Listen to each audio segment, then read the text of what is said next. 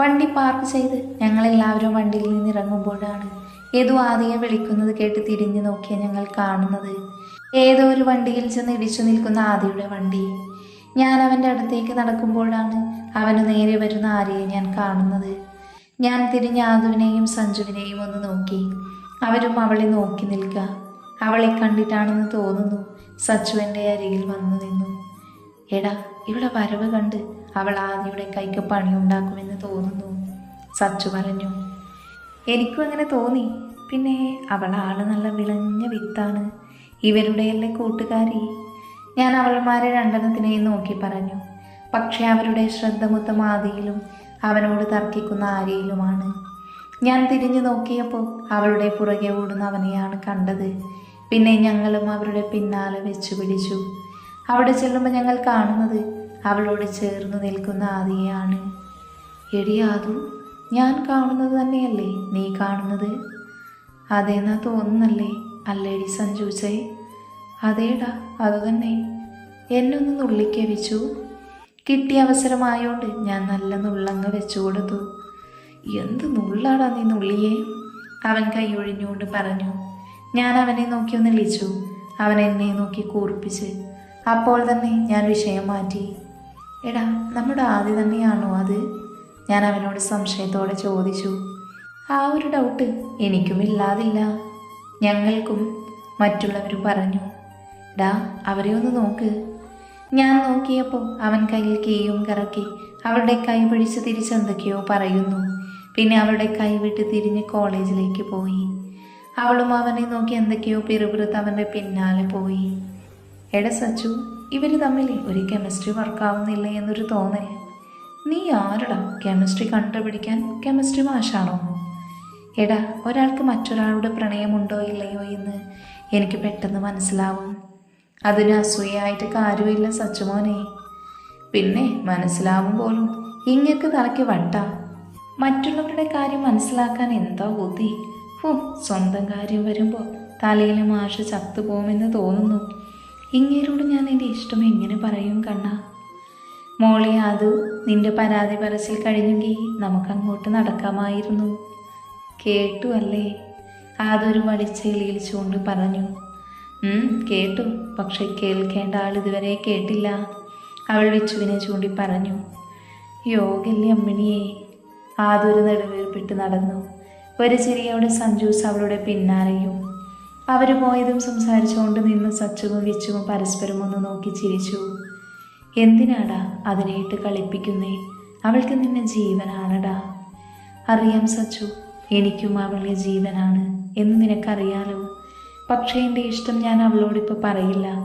അവളുടെ ഇഷ്ടം അറിഞ്ഞതായി ഭാവിക്കുകയുമില്ല. കാരണം നിനക്കറിയാലോ. ആദിയല്ലേ? അറിയാം. എന്നാൽ നിനക്കിത് ആദിയോടെങ്കിലും പറഞ്ഞൂടെ? എന്തിനാ എല്ലാവരിൽ നിന്നും നിന്റെ പ്രണയം മറച്ചു വയ്ക്കുന്നത്? ആദിക്ക് വേണ്ടി. ഇപ്പം എനിക്ക് അങ്ങനെ ഒരു ഇഷ്ടം അവളോട് ഉണ്ടെന്നറിഞ്ഞാൽ അവൻ അവളെ എന്നിൽ ഏൽപ്പിക്കും. ഞങ്ങളുടെ വിവാഹം നടത്തും. പക്ഷെ അവൻ്റെ ജീവിതമോ സച്ചു? അവൻ്റെ പെങ്ങളെ സ്വന്തമാക്കുന്ന നിമിഷം എൻ്റെ വർഷയെ, അവൻ്റെ മാത്രം പ്രിയയെ അവന് നൽകണമെന്ന് ഞാൻ ഉറപ്പിച്ചതായിരുന്നു. എന്നാൽ അവൾ പോയില്ലേ സച്ചു? അത് പറയുമ്പോൾ അവൻ്റെ ശബ്ദം ഇടറിയിരുന്നു. അവൻ്റെ കണ്ണുകൾ നിറഞ്ഞിരുന്നു. സച്ചുവിൻ്റെ അവസ്ഥയും മറിച്ചായിരുന്നില്ല. സച്ചു അവൻ്റെ തോളിൽ കൈവച്ചു. വിച്ചു അവനെ ഒന്ന് നോക്കിയ ശേഷം പറഞ്ഞു. അവനൊരു ജീവിതം വേണം സച്ചു. അവനെ പ്രണയിക്കാനും സ്നേഹിക്കാനും. വർഷയെ പോലെ അല്ലെങ്കിൽ വർഷയേക്കാൾ കഴിയുന്നൊരു കുട്ടി. അവൻ്റെ ജീവിതം തുടങ്ങുമ്പോൾ ഞാൻ പറയും, എൻ്റെ പെണ്ണിനോട് അവൾക്കായി കരുതി എൻ്റെ പ്രണയം. അവൾ പോയ വഴിയെ നോക്കി മനസ്സിൽ മന്ത്രിച്ചു. ഇഷ്ടമാണ് ആദു എനിക്ക് നിന്നെ. എപ്പോഴോ എൻ്റെ ഉള്ളിൽ കയറിക്കൂടിയ പ്രണയം. ആദ്യം നിന്നെ കാണുമ്പോൾ എന്തോ പറഞ്ഞറിയിക്കാൻ പറ്റാത്തൊരു വികാരം എന്നെ മൂടുന്നത് ഞാൻ അറിഞ്ഞിരുന്നു. അന്ന് എനിക്കറിയില്ലായിരുന്നു അത് പ്രണയമായിരുന്നു എന്ന്. എന്നാൽ വൈകാതെ തന്നെ ഞാൻ തിരിച്ചറിഞ്ഞു എൻ്റെ മനസ്സിൽ പ്രണയം മുട്ടിട്ടു തുടങ്ങിയെന്ന്. നീ എന്നെ നോക്കുന്ന ഓരോ നോട്ടത്തിലും ഞാൻ കണ്ടിരുന്നു എന്നോടുള്ള നിന്റെ പ്രണയം. എനിക്കറിയാം നീ എന്നെ പ്രണയിക്കുന്നു, എൻ്റെ നല്ല പാതിയാകാൻ ആഗ്രഹിക്കുന്നു. വരൂ, നിന്നിലേക്ക് തന്നെ ഞാൻ. അതുവരെ നമുക്ക് മൗനമായി പ്രണയിക്കാം. കൃഷ്ണനിൽ ലയിച്ചു ചേർന്ന രാധയെ പോലെ നീ എന്നിൽ ലയിക്കാൻ കാത്തിരിക്കൂ സഖി. എന്താടാ വിച്ചു, നീ ആലോചിച്ച് നിൽക്കുന്നേ? വാ, ക്ലാസ്സിൽ പോകാം. അതിന് വിച്ചു വന്ന് മൂളി. ഇതേ സമയം അമ്മു. ഞാൻ അവിടെ നിന്ന് എൻ്റെ വണ്ടിയുടെ അടുത്തേക്ക് വന്നു. അവിടെ കുറച്ച് തലകൾ എന്നെ നോക്കി ക്ലോസ് പരസ്യമിടുന്നു.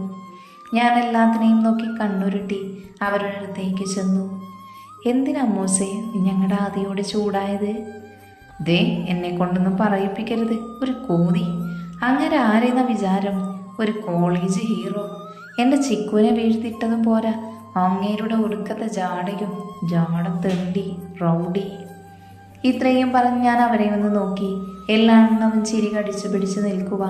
അതുകൊണ്ട് എനിക്കും സത്യം പറഞ്ഞ ചിരി വന്നു. അല്ല അമ്മു, ആരായി ചിക്കു?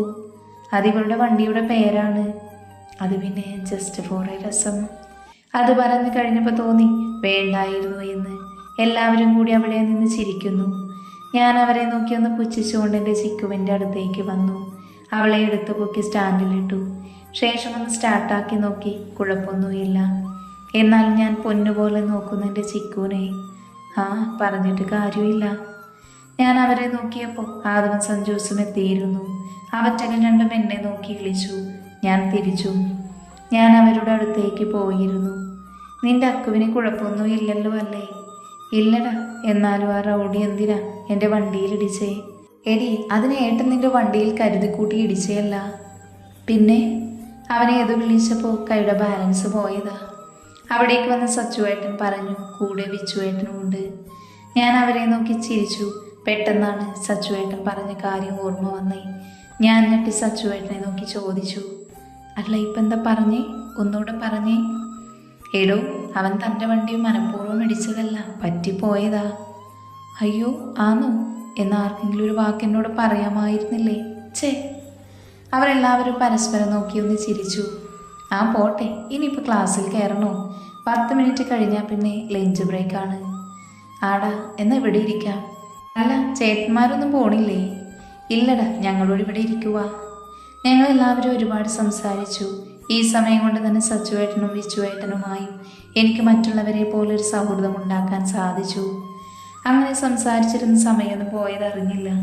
ബെല്ലടിച്ചപ്പോൾ ഞങ്ങൾ ക്യാൻറ്റീനിലേക്ക് പോയി. കൂടെ ഏട്ടന്മാരുമുണ്ട്. ക്യാൻറ്റീനിൽ കയറി ഞങ്ങൾ എല്ലാവരും ഒരു ടേബിളിന് ചുറ്റുമിരുന്നു. അപ്പോഴാണ് വിച്ചുവേട്ടൻ്റെ ഫോൺ റിങ് ചെയ്തത്. ഹലോ ആദി. ആ പേര് കേട്ടപ്പോൾ ഞാൻ വിച്ചുവേട്ടനെ ഒന്ന് ഇടം കണ്ടിട്ട് നോക്കി. അങ്ങേരെ എന്നെ തന്നെ ഫുൾ നിരീക്ഷിച്ചിരിക്കുക.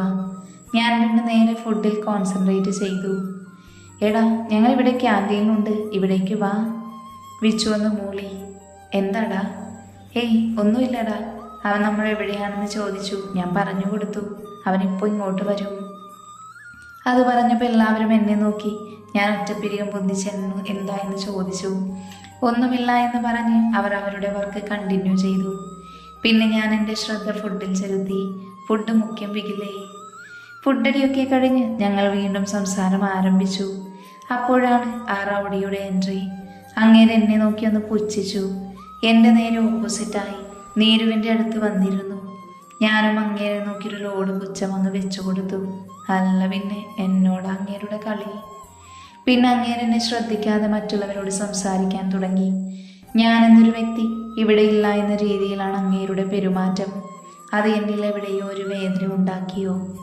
എന്തിനാ ഞാൻ വെറുതെ ഇങ്ങനെയൊക്കെ ചിന്തിക്കുന്നത്? അങ്ങേരോട് പോവാൻ പറ. ഒരു ചുന്ദരൻ. അങ്ങേര് ഇങ്ങോട്ട് നോക്കുന്ന കൂടിയില്ല. കാലൻ റൗഡി. ഇനി ഞാൻ നോക്കില്ലടോ, ജാടവാസു. അമ്മ മനസ്സിൽ പറഞ്ഞു. എന്ന് പറഞ്ഞ് ഞാനും മറ്റുള്ളവരോട് നല്ലോണം സംസാരിക്കാൻ തുടങ്ങി. എന്നാലും എൻ്റെ കണ്ണുകൾ അനുസരണയില്ലാത്ത കുട്ടികളെ പോലെ റൗഡിയിലേക്ക് പാറി വീണുകൊണ്ടിരുന്നു. നാശം ഈ കണ്ണ്. അങ്ങേരെ നോക്കില്ലെന്ന് പറഞ്ഞാൽ കേൾക്കില്ല പണ്ടാരം. അങ്ങനെ ഇരിക്കുമ്പോഴാണ് ബെല്ലടിച്ചത്. ബെല്ലടി കേട്ടതും ഞാൻ ചാടി എഴുന്നേറ്റു. എല്ലാവരും എന്നെ തന്നെ നോക്കി നിൽക്കുക. എന്തിന് ആ റൗഡി വരെ? എങ്ങനെ നോക്കാതിരിക്കും? അമ്മാതിരി ചാട്ടല്ലേ ഞാൻ ചാടിയത്. എടി, നീ ഇത്ര തിരക്കിട്ട് എങ്ങോട്ടാ? എടാ, ബെല്ലടിച്ചു, വാ ക്ലാസ്സിൽ കയറാം. അതാ നോക്കിയേ, കുറേ കിളികൾ പറന്നു പോകുന്നത് കാണുന്നുണ്ടോ കൂട്ടുകാരെ? ഞാൻ നോക്കുമ്പോൾ എൻ്റെ ചങ്കുകളെല്ലാം കിളി വനത്ത് നിൽക്കുക. എങ്ങനെ നിൽക്കാതിരിക്കും? അവർക്കറിയാം എനിക്ക് ക്ലാസ് എന്ന് പറഞ്ഞാൽ ഈ അലർജിയാണെന്ന്. അവർക്കും 2 ദിവസത്തെ പരിചയമാണെങ്കിലും അവർക്ക് എന്നെക്കുറിച്ചിപ്പോൾ എല്ലാം അറിയാം. എനിക്ക് അവരെക്കുറിച്ചും. അവരില്ലാതെ ഈ കോളേജ്, ഓ എനിക്ക് ചിന്തിക്കാൻ കൂടെ വയ്യ. അല്ല, നമ്മൾ എവിടെയാണ് പറഞ്ഞു നിർത്തിയേ? ആ, കിളികൾ. എവിടുന്നോ കുറച്ച് ബോധം വന്നു. ആദു പറഞ്ഞു, ഇതെൻ്റെ അമ്മൂസല്ല, എൻ്റെ അമ്മൂസ് ഇങ്ങനെയല്ല, എനിക്ക് എൻ്റെ അമ്മൂസിനെ കാണണം. ദേ, നിന്ന് കഥകളി കളിക്കാതെ വാ. ഞാൻ അവളെയും വലിച്ചോണ്ട് ഏട്ടന്മാരോട് പറഞ്ഞ് ആ റൗഡിയെ ഒന്ന് നോക്കി മുന്നോട്ട് നടന്നു.